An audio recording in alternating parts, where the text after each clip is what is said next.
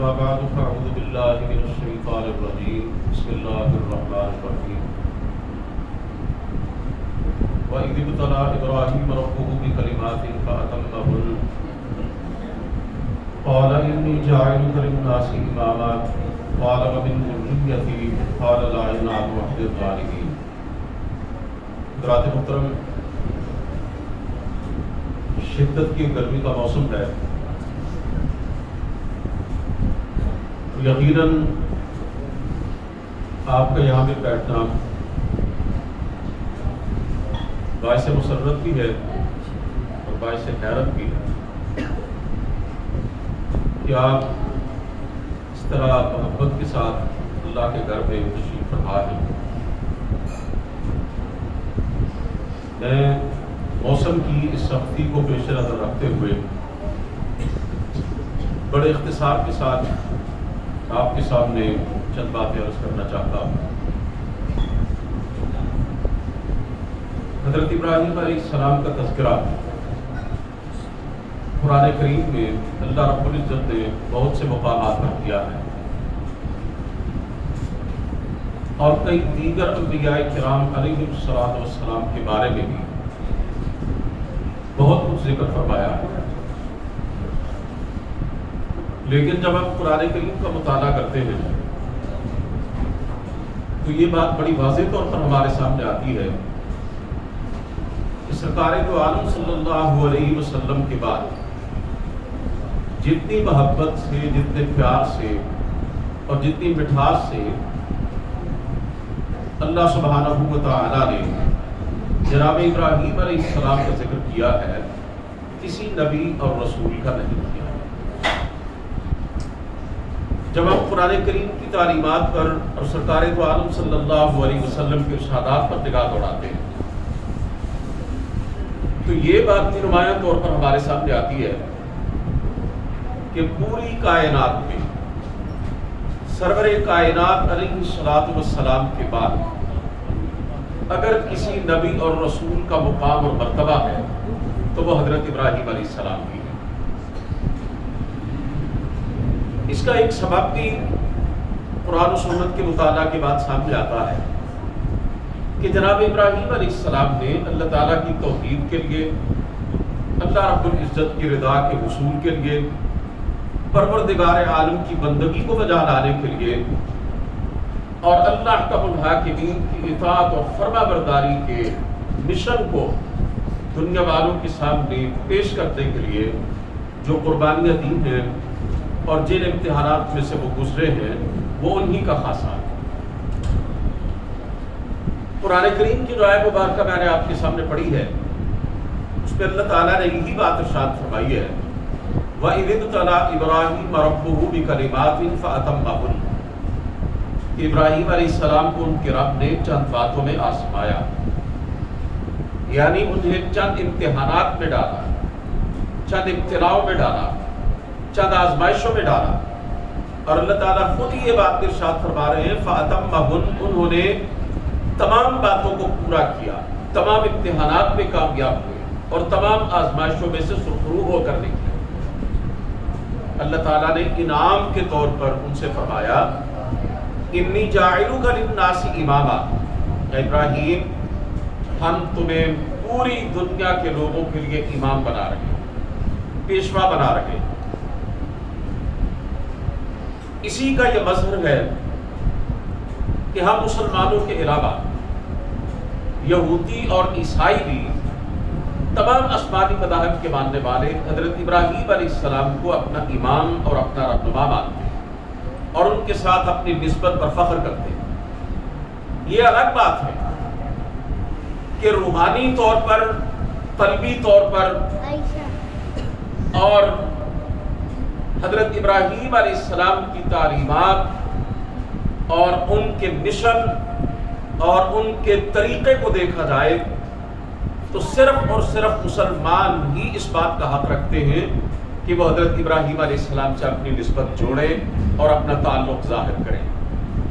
اللہ فرماتے ہیں ما کان ابراہیم یہودیا ولا نصرانیا ولکن کان حنیفا مسلما. حضرت ابراہیم علیہ السلام نہ تو یہودی تھے اور نہ عیسائی تھے، بلکہ وہ پکے یکسو سچے مسلمان. یعنی اللہ تعالیٰ نے فرمایا کہ یہودیوں تم نے تو حضرت ابراہیم علیہ السلام کے طریقے کو چھوڑ دیا, ان کی تعلیم کو چھوڑ دیا, تم دونوں نے شرک کا ارتکاب کیا. یہودیوں نے حضرت عزیر علیہ السلام کو اللہ کا بیٹا قرار دیا, عیسائیوں نے حضرت عیسیٰ علیہ السلام کو اللہ تعالیٰ کا بیٹا گردانا. لیکن حضرت ابراہیم علیہ السلام کی پوری زندگی کا نچوڑ اور خلاصہ تو اللہ تعالیٰ کی توحید کی عملداری ہے. اس کے لیے انہوں نے بے شمار قربانیاں دی. وہ تو کائنات کے موحد اعظم تھے. توحید کی دعوت اور تبلیغ تو ان کا ترہ امتیاز تھا. تو اللہ فرماتے ہیں یہودیوں اور عیسائیوں, تمہیں حضرت ابراہیم علیہ السلام کے ساتھ اپنا نسبت اور اپنا تعلق جوڑنے کا کوئی حق نہیں ہے. ان اول الناس بابراہیم للذین اتبعوہ وھذا النبی والذین آمنوا. ابراہیم علیہ السلام کے قریب تو یہ نبی ہے, میرے پیارے پیغمبر علیہ السلام جو توحید کے علم بردار ہیں, اور آپ کے ماننے والے ہیں جو کہ عقیدہ توحید پر ثابت قدمی اختیار کرنے والے اور حضرت ابراہیم علیہ السلام کے مشن پر گامزن ہیں. اللہ فرماتے ہیں اہل اسلام, اہل ایمان, سرکار دو عالم صلی اللہ علیہ وسلم کے امتی ہی اس بات کا حق رکھتے ہیں کہ وہ حضرت ابراہیم علیہ السلام کے ساتھ اپنا تعلق جوڑیں اور ان کے ساتھ اپنی نسبت پر فخر کریں. اللہ تعالیٰ نے حضرت ابراہیم علیہ السلام کو جن امتحانات میں سے ڈالا, جن آزمائشوں میں سے گزارا, ان میں سے ایک امتحان, بہت بڑا امتحان یہ تھا کہ اللہ تعالیٰ نے انہیں بیٹا نہیں دیا. بڑھاپے کی دہلیز پر پہنچ چکے تھے. ایک دن بارگاہ رب العزت میں عرض کی, رب ہب لی من الصالحین, اے میرے پروردگار مجھے ایک نیک بیٹا عطا کر دے. یعنی حضرت ابراہیم علیہ السلام نے بتلایا کہ اللہ سے اولاد مانگنی ہو تو نیک اولاد مانگنی چاہیے, صالح اولاد مانگنی چاہیے. کہ دنیا سے جانے کے بعد انسان کے کام جو 3 چیزیں آتی رہتی ہیں, ان میں سے ایک یہ ہے وَلَدٍ صَالِحٍ يَدْعُو لَهُ. انسان کو مرنے کے بعد مسلسل جن چیزوں سے ثواب پہنچتا رہتا ہے, ان میں سے ایک نیک اولاد ہے جو اپنے ماں باپ کے فوت ہونے کے بعد اللہ کی بارگاہ میں ان کی بخشش کی دعا کرتی رہتی ہے. حضرت ابراہیم علیہ السلام نے بیٹا مانگا, اللہ نے فرمایا فَبَشَّرْنَاهُ بِغُلَامٍ حَلِيمٍ. اے ابراہیم ہم تجھے حلیم بیٹے کی بشارت دیتے ہیں. حلیم کس کو کہا جاتا ہے؟ جس کے اندر برداشت کا بے پناہ مادہ پایا جائے, جس کے اندر صبر پایا جائے, جس کے اندر بردباری پائی جائے. اور آگے چل کر اس بیٹے نے اس بات کا ثبوت بھی دے دیا کہ باپ اللہ کے حکم سے اس بیٹے کے گلے پہ چھری چلاتا ہے, اور وہ بیٹا اپنے باپ کے سامنے خاموشی سے اپنی گردن ڈال دیتا ہے, اف تک نہیں کرتا.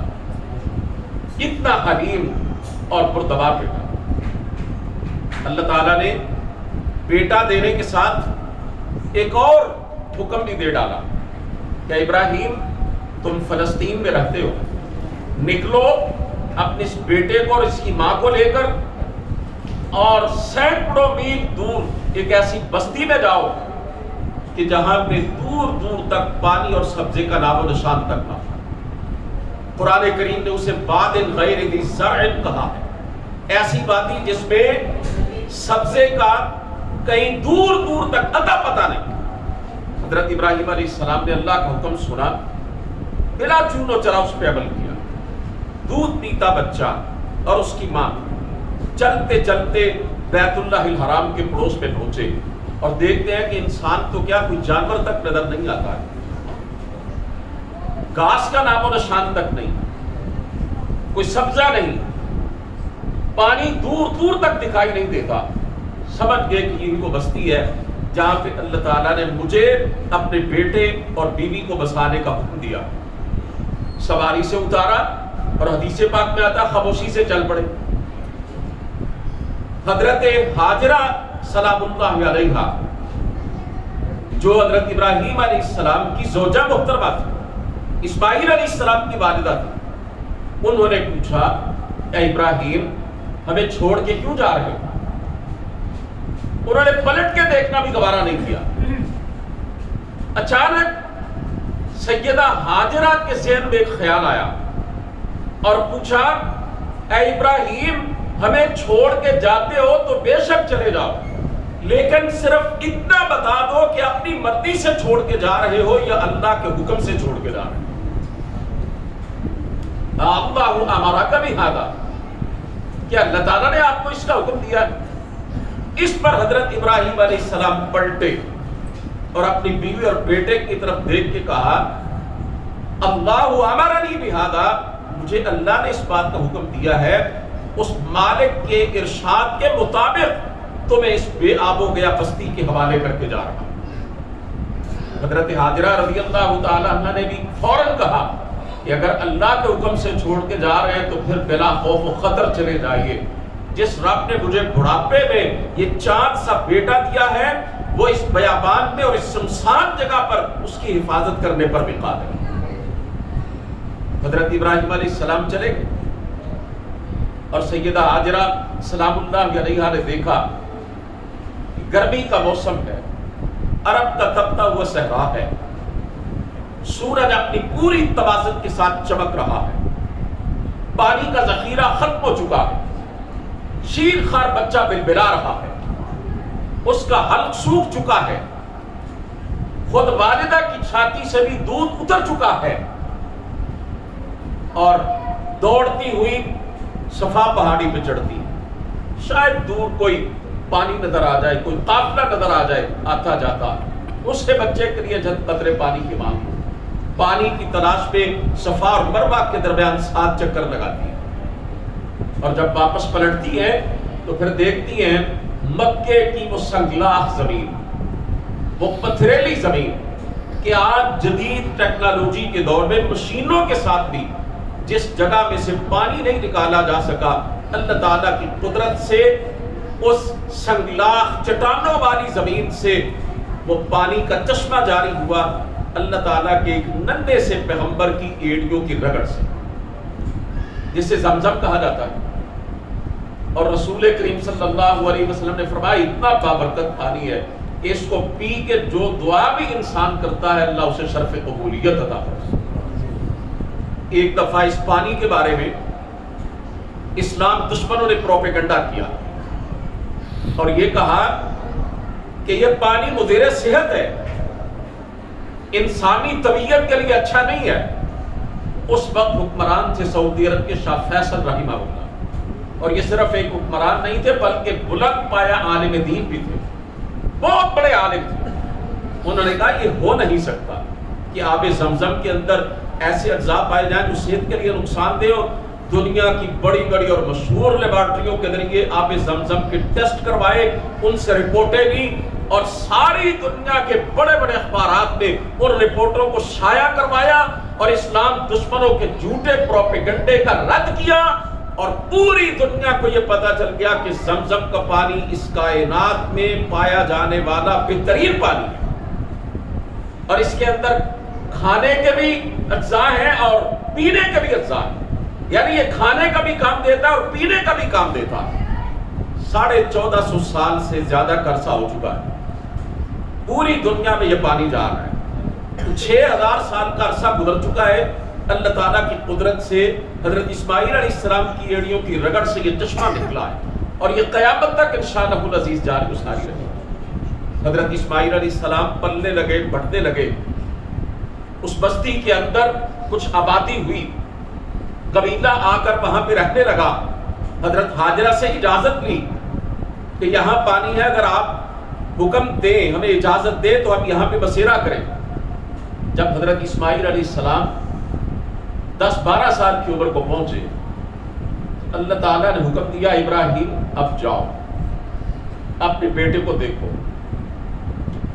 اور اپنی آنکھوں کو ٹھنڈا کرو، لیکن ساتھ ہی ایک انتہائی کڑا امتحان حضرت ابراہیم علیہ السلام پہ ڈال دیا کہ اب جا کے تم نے اپنے بیٹے کو صرف چومنا نہیں، صرف چھاتی سے نہیں لگانا، صرف اس سے پیار ہی نہیں کرنا، بلکہ اپنے ہاتھوں سے اپنے اس بیٹے کے گلے کو کاٹنا بھی ہے۔ یہ ہمارا حکم ہے۔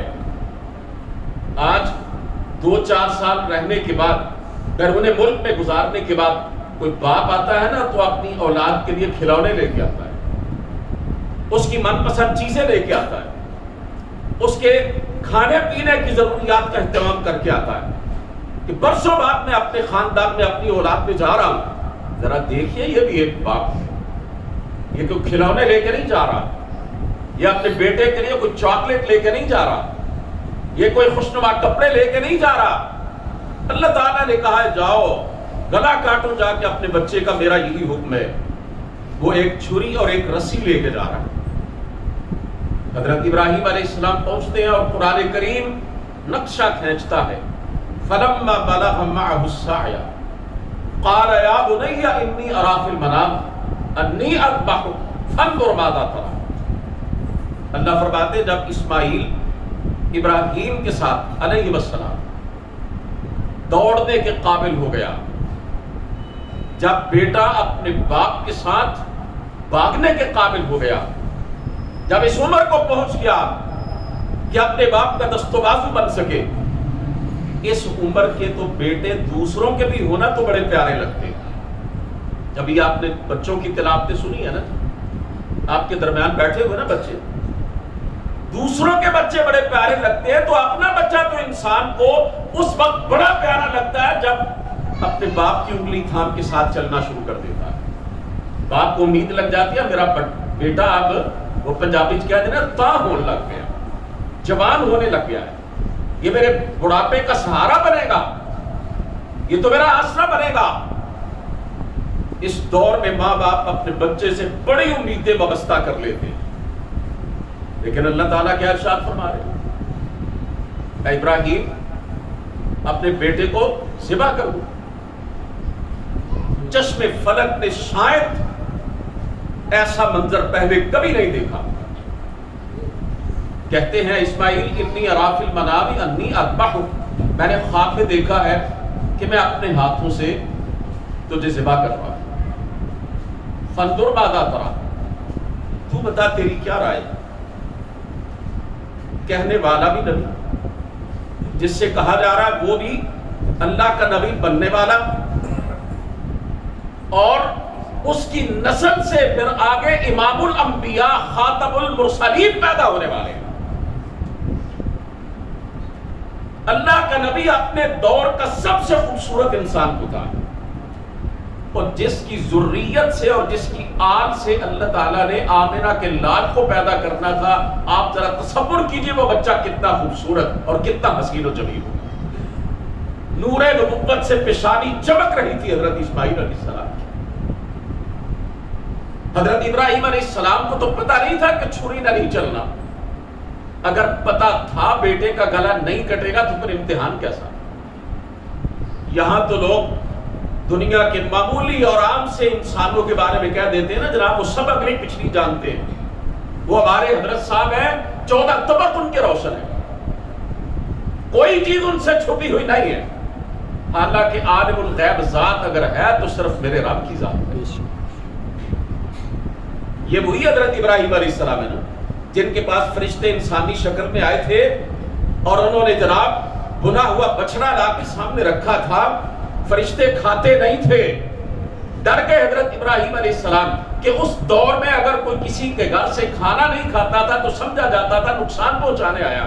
حضرت ابراہیم علیہ السلام نے کہا شاید دشمن آئے، کوئی نقصان پہنچانا چاہتے ہیں۔ فرشتوں نے کہا نہیں جناب، لا تخف، ڈرنے کی ضرورت نہیں ہے، ہم اس لیے نہیں کھا رہے کہ ہم تو فرشتے ہیں اور فرشتے تو کھاتے پیتے ہی نہیں ہیں، ہم تو دو کام کرنے کے لیے آئے ہیں، اللہ نے ہمیں بھیجا ہے، ایک آپ کو بیٹے اسحاق کی بشارت دینے آئے ہیں، دوسرے حضرت لوط علیہ السلام کی قوم پہ عذاب لے کے آئے۔ نبی کے گھر میں فرشتے بیٹھے انسانی شکل میں، اور حضرت ابراہیم کو پتہ ہی نہیں ہے کہ یہ تو فرشتے ہیں، وہ سمجھ رہے تھے کہ انسان ہے، یہ دشمن ہے، کھانا نہیں کھا رہے۔ تب یہ حضرت ابراہیم علیہ السلام بیٹے کا گلا کاٹنے کے لیے آمادہ ہے، کیا علم تھا گلا نہیں کٹے گا؟ اگر علم تھا تو پھر امتحان کیسا اور آزمائش کیسا؟ حضرت ابراہیم علیہ السلام نے کہا بیٹا تو بتا تیری مرضی کیا ہے؟ جواب دیا جناب اسماعیل نے یا ابت افعل ما تؤمر، ابا جان یہ اللہ کا حکم ہے، آپ اللہ کے نبی ہیں، آپ کو خواب آیا ہے، اور خواب نبی کا عام انسان کا نہیں ہوتا، وہ وہی ہوتا ہے جب اللہ کا حکم آ جاتا ہے تو پھر مشورہ نہیں دیا جاتا ابا جان، پھر اس میں صرف عمل کیا جاتا ہے۔ آپ بلا چونو چرا اللہ کے حکم پہ عمل کیجئے، میرا گلا کاٹیے، مجھے ذبح کیجئے، ستجدنی انشاءاللہ من الصابرین، اللہ نے چاہا تو آپ مجھے صبر کرنے والوں میں سے پائیں۔ فلما اسلما، قرآن کہتا ہے جب دونوں نے اللہ کے حکم کے سامنے سر جھکا دیا، باپ کاٹنے کے لیے بیٹا کٹنے کے لیے آمادہ ہو گیا، دونوں مسلمان ہو گئے، دونوں اسلام لے آئے۔ یہ لفظی ترجمہ ہے اسلما کا، اور اسی لفظ سے اسلام بنا ہے جو ہمارا دین ہے۔ قرآن کریم نے یہ جو تعبیر اختیار کی ہے حضرت ابراہیم اور اسماعیل علیہ السلام کے جذبہ اطاعت و وفاداری کی، اسے اگر ہم ان الفاظ میں کہیں کہ دین اسلام کا مطلب ہے اللہ تعالیٰ کی فرما برداری، اللہ کے حکم کے سامنے سر کو جھکا دینا، پروردگار کی رضا کے لیے سب کچھ کر گزرنے کے لیے تیار ہو جانا، یہی ہے اسلام ہے، یہی ہے دین ہے، تو یہ غلط نہیں ہوگا۔ اللہ فرماتے ہیں وَتَلَّهُ لِلْجَبِينِ، بیٹے کو پیشانی کے بل گرایا، چھری چلائی، وَنَادَيْنَاهُ أَن يَا إِبْرَاهِيمُ قَدْ صَدَّقْتَ الرُّؤْيَا۔ اللہ فرماتے ہیں حضرت ابراہیم علیہ السلام نے ہمارے حکم کو پورا کر دیا، اپنی طرف سے انہوں نے بیٹے کا گلا کاٹ دیا، ذبح کر دیا، ہمارے حکم پہ قربان کر دیا۔ لیکن ابراہیم کے بیٹے کی جان لینا ہمارا مقصد نہیں تھا، ہم تو یہ جاننا چاہتے تھے کہ ابراہیم ہم سے زیادہ محبت کرتا ہے یا اپنے بیٹے سے کرتا ہے، کیا ہمارے حکم پہ کسی بڑی سے بڑی دنیا کی اور محبوب سے محبوب چیز کو بھی رکاوٹ بننے دیتا ہے یا نہیں بننے دیتا؟ ہم تو ابراہیم کے جذبہ اطاعت کی آزمائش کرنا چاہتے تھے۔ اللہ فرماتے ہم نے آواز دی اَن یا ابراہیم قد صدقت الرؤیا، اے ابراہیم تو نے اپنے خواب کو سچ کر دکھایا، ہمارے حکم کو پورا کر دیا۔ حضرت ابراہیم علیہ السلام نے دیکھا کہ اسماعیل تو قریب کھڑے ہیں اور اللہ کی طرف سے آیا ہوا جانور کٹا پڑا۔ وَفَدَيْنَاهُ بِذِبْحٍ عَظِيمٍ، اللہ فرماتے ہیں اِنَّ هَذَا لَهُوَ الْبَلَاءُ الْمُبِينُ، یہ بہت بڑی آزمائش تھی۔ امتحانات ہوتے ہیں نا عزیز طلبہ، آپ بھی امتحان دیتے ہیں، بعض اوقات طلبہ کہتے ہیں نہیں پیپر بہت مشکل تھا، لیکن یہ دیکھیں امتحان لینے والا رب کہہ رہا بڑا مشکل امتحان تھا، بڑا سخت امتحان تھا۔ حضرت ابراہیم علیہ السلام نے صرف بیٹے کا گلا نہیں کاٹا، بیٹے کی قربانی دینے کے لیے آمادہ نہیں ہوئے، اللہ کے حکم پہ انہوں نے اپنے جذبات کا خون کیا، اپنی خواہشات کا خون کیا، اپنی آرزوؤں کا خون کیا، اپنے سنہری مستقبل کا خون کیا۔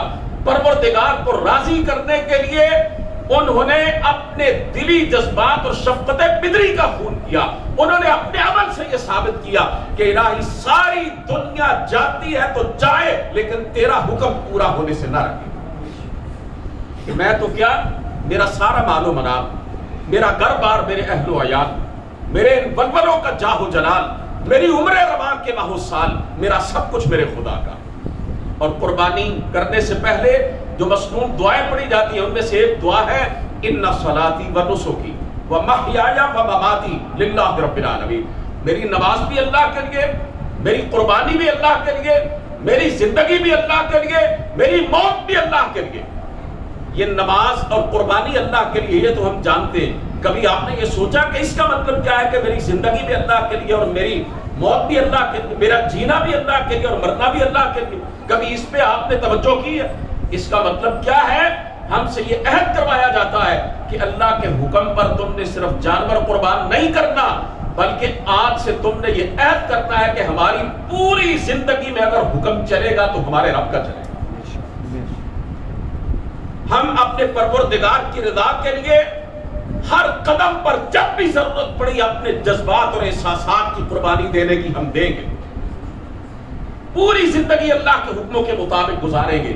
جب بھی گناہ کا داعیہ پیدا ہوگا، اللہ کی بغاوت کا جذبہ ابھرے گا اور دنیا کے مفادات ہمارے سامنے آئیں گے کہ اللہ کے حکم کی خلاف ورزی اور بغاوت کی بنیاد پر ہمیں مال ملے، دولت ملے، کاروبار چلے، ہمارا بنگلہ بنے، گاڑی مل جائے، ساری دنیا مل جائے، اللہ کے حکم کی خلاف ورزی کی قیمت پر ہم اللہ سے عہد کرتے ہیں یا اللہ پوری دنیا کی دولت کو اپنے جوتے کی نوک پہ رکھیں گے لیکن تیرے حکم پہ آنچ نہیں آنے دیں گے.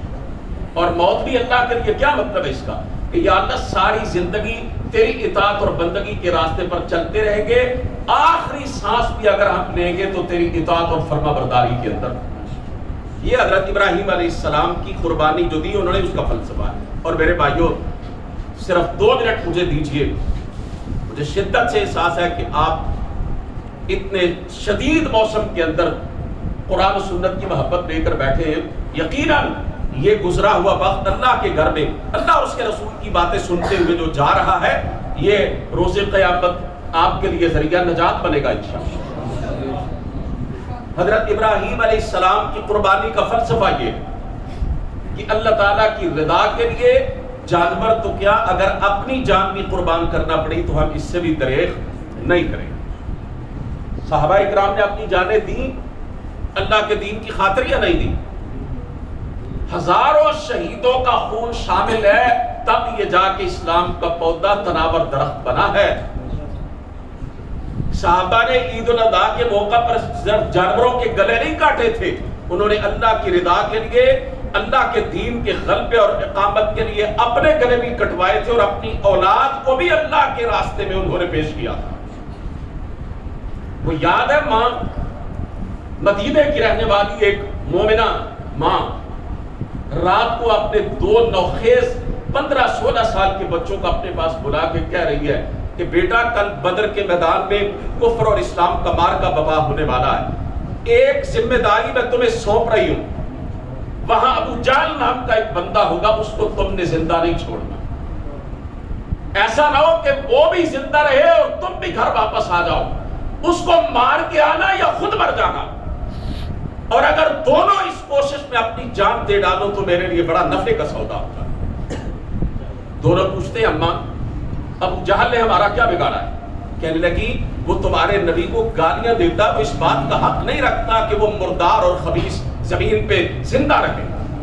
اگلے دن دونوں پہنچے اور حضرت عبد الرحمن بن عوف رضی اللہ تعالیٰ عنہ کہتے ہیں جنگ شروع ہونے والی تھی, میں نے اپنے دائیں بائیں دیکھا کہ کیا میرے قریب کوئی کڑیل جوان کوئی تجربہ کار شاہ سوار موجود ہے کہ میدان جنگ میں انسان پہ بعض اوقات بڑا سخت وقت آ جاتا ہے, جان کے لانے پڑتے ہیں, تو کوئی میرے پاس کوئی طاقتور نوجوان موجود ہے یا نہیں؟ لیکن کہتے ہیں میں نے دائیں طرف دیکھا تو یہ ایک بس اتنی عمر کا 15-16 سال کا بچہ. کہتے ہیں ابھی میں سوچ ہی رہا تھا یہ میرے کس کام آئے گا. میں نے بائیں طرف دیکھا تو تقریباً اسی عمر کا ایک اور نوخیز جس کی مونچھیں بھی نہیں پھوٹی تھی وہ نوجوان کھڑا تھا, اور میں سوچ ہی رہا تھا یہ میرے بھلا کیا کام آئیں گے, کیا مدد کریں گے. اچانک ایک پوچھتا چچا جان ابو جہل کون ہے اور کہاں ہے؟ اسی اسنا میں دوسرا بھی پوچھنے لگا ابو جہل کون ہے؟ میں نے اشارہ کیا وہ اپنے گھوڑے کی پشت پر بیٹھا اپنی فوج کی صفیں درست کر رہا ہے, وہ ابو جہل ہے. کہتے ہیں دونوں سر پٹ بھاگے, بجلی کی سی تیزی سے نکلے, گرد و غبار کا ایک بادل اٹھا, اور کہتے ہیں جب وہ چھٹا تو میں نے دیکھا ابو جہل وہ ناپاک اس کا مردار خون جو ہے بچوں کی تلواروں سے ٹپک رہا ہے, اور وہ جناب خاک و خون میں زمین پر گرا تڑپ رہا. حضرت محمد کریم علیہ السلام میرے اور آپ کے پیارے پیغمبر نے ابو جہل کو پتہ ہے کیا قرار دیا تھا؟ فرمایا یہ میری امت کا فرعون ہے, میرے نبی کا سب سے بڑا دشمن. اسے کس نے جہنم واصل کیا؟ اس ماں نے جس نے اپنے بیٹوں کو اللہ کی راہ میں قربانی دینے کے لیے تیار کیا. حضرات محترم, آج مسلمانوں کی ذلت اور رسوائی کا بہت بڑا سبب یہ ہے کہ مسلمانوں کے اندر جذبہ جہاد نہیں ہے, جذبہ قربانی نہیں ہے, اللہ کی راہ میں سر کٹانے کا ولولہ نہیں ہے. 1.5 ارب سے زیادہ تعداد 57 اپنے اسلامی ملک, اسلحہ گولہ بارود, مادی وسائل, مالی وسائل, ساری دنیا سے جتنا تیل نکلتا ہے پیٹرول اس کا 1/4 حصہ صرف سعودی عرب سے نکلتا ہے. اللہ نے مسلمانوں کو اتنا نوازا, سونے کی کانیں, سونے کے ذخائر, ایک ایک اسلامی ملک کے پاس اتنا پیسہ, اتنی دولت ہے جس کا اندازہ نہیں کیا جا سکتا. ہمارے ملک میں بھی اللہ نے بہت کچھ رکھا ہے, لیکن ہمارے بدطینت اور بدعنوان اور بے حس حکمرانوں کی بدعنوانی اور کرپشن کی وجہ سے یہ ملک نشان عبرت بنا ہوا ہے۔ حضرات محترم، مسلمانوں کے پاس سب کچھ ہے، عزت اور عظمت نہیں ہے، طاقت اور قوت نہیں ہے۔ اسلام دشمن جس طرح چاہتے ہیں ان کو مار کے چلے جاتے ہیں، جس طرح چاہتے ہیں ان کے ساتھ سلوک کرتے ہیں۔ اگر آج مسلمان قربانی حضرت ابراہیم علیہ السلام کا یہ جو کردار ہے اس سے سبق حاصل کرے اور اللہ کی راہ میں اللہ کے دین کے غلبے اور اقامت کے لیے اور اسلام کی سربلندی کے لیے اپنا تن من دھن قربان کرنے کا عزم کرے اور اپنے اسلاف اور بزرگوں کی روایات کو زندہ کرتے ہوئے اسلام کے مجاہد بن کر چلے تو یقین جانے اللہ مسلمانوں کو پھر وہی عزت اور عظمت عطا فرمائے گا جو 200-400 سال پہلے اللہ نے پوری دنیا میں مسلمانوں کو عطا کر رکھی۔ اللہ تعالیٰ سے دعا ہے کہ وہ ہمیں قربانی کے اس فلسفے کو سمجھنے کی توفیق عطا فرمائے اور حضرت ابراہیم علیہ السلام نے جو کردار اور نمونہ پیش کیا جس کے بارے میں اللہ نے فرمایا قد کانت لکم اسوۃ حسنۃ فی ابراہیم والذین معہ، اے مومن مسلمانوں تمہارے لیے ابراہیم اور ان پر ایمان لانے والوں کے اندر بہترین نمونہ موجود ہے۔ اللہ ہمیں ان کے اسوہ حسنہ اور ان کے چھوڑے ہوئے نمونے کو اپنی زندگیوں میں جاری و ساری کرنے کی توفیق دے۔ وآخر دعوانا الحمدللہ۔